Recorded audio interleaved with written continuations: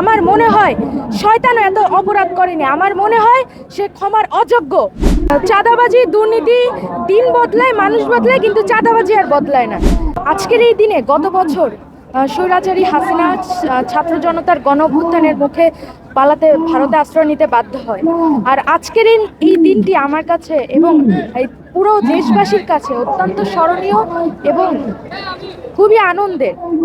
আজ আমাদের 5ই আগস্ট এই বিজয়, কারণ 1971 সালে বাঙালিরা যে চেতনা নিয়ে দেশ স্বাধীন করার জন্য উদ্বুদ্ধ হয়েছিল, যে চেতনা নিয়ে দেশকে স্বাধীন করেছিল, সে চেতনা কিন্তু এখন পর্যন্ত এই গত 17 বছরে কিন্তু বাস্তবায়ন হয়নি।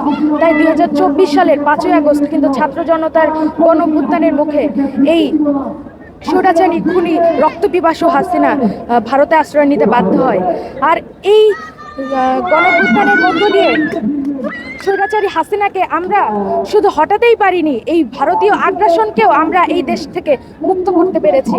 আর এজন্যই পুরো দেশবাসী এবং সকলের কাছে এই দিনটি খুবই আনন্দের এবং বিজয়ের।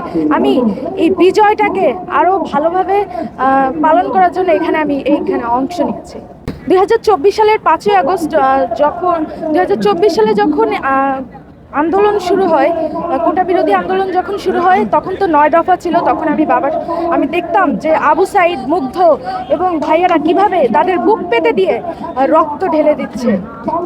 এরপর আমি বাবার সাথে আন্দোলনে যাওয়ার জন্য জেদ করলাম, কিন্তু বাবা আমাকে আন্দোলনে নিতে চায়নি। তাও আমার জোরাজুরিতে বাবা 3 তারিখ 4 তারিখ আমি আন্দোলনে ছিলাম। সামনাসামনি টিয়ার সেল ফাটতে দেখেছি, ককটেল মারতে দেখেছি, পুলিশ প্রশাসনের ওই নৃশংস হত্যাকাণ্ড দেখেছি, যেভাবে প্রত্যেকটা ছাত্র জনতাকে পেলেই তারা পাখির মতো গুলি করে হত্যা করেছে। তাই আমি আর ঘরে বসে থাকতে পারিনি।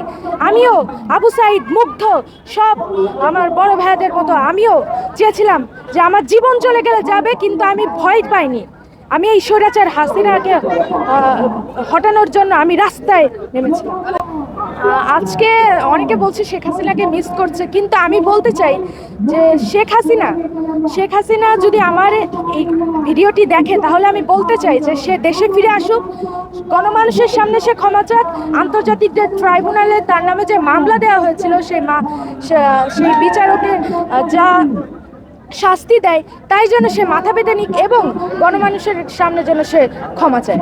শেখ হাসিনা যে এই গত 17টি বছর খুন, গুম, হত্যা, চাঁদাবাজি, টেন্ডারবাজি যা কিছু করেছে, তার বাবার সামনে ছেলেকে হত্যা করা হতো, ছেলের সামনে তার বাবাকে হত্যা করা হতো, গুম খুম হত্যা তো আছেই। যেমন 2013 সালে যে শাপলা চত্বরে যে গণহত্যা করা হয়েছিল, ছোট ছোট মাসুম বাচ্চাদেরকে যে হত্যা করা হয়েছিল, তারপর ইসলামকে এই দেশ থেকে মুছে দেওয়ার চেষ্টা করা হয়েছিল, বিভিন্ন গণহত্যা চালানো হয়েছিল। আমার মনে হয় শয়তানও এত অপরাধ করেনি। আমার মনে হয় সে ক্ষমার অযোগ্য। এজন্য তাকে যথাযথ শাস্তি দেওয়া হোক। এটাই চাঁদাবাজি, দুর্নীতি দিন বদলায়, মানুষ বদলায়, কিন্তু চাঁদাবাজি আর বদলায় না। আমাদের গত 17টি বছর আমরা দেখেছি যে চাঁদাবাজি হয়। এরপর আমরা অন্যান্য দলেরও কিন্তু দেখেছি যে এরকম চাঁদাবাজি। এই যে কিছুদিন আগে আমাদের সোহাগ ভাই নামক একজন ব্যবসায়ীকে যেভাবে পাথর মেরে মধ্যযুগীয় কায়দায় যেভাবে হত্যা করা হয়েছিল, এটি কিন্তু ক্ষমার অযোগ্য। যেভাবে তারা 2 লাখ টাকা চাঁদা দাবি করা, এটা কি কোন যৌতিকতায় পড়ে?